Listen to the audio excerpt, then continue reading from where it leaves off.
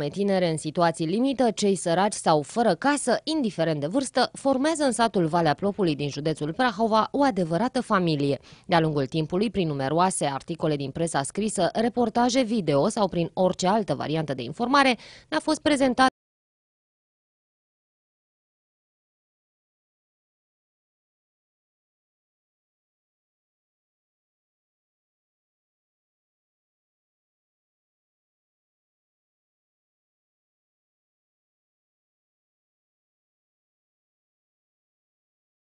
niciodată nu au sperat la fericire. Astfel am avut și noi bucuria să participăm la un act de suflet susținut în această săptămână aici de către Fundația Cultural-Umanitară Sosi Sesa, împreună cu Asociația pentru Siguranță Comunitară și Antidrog din Brașov.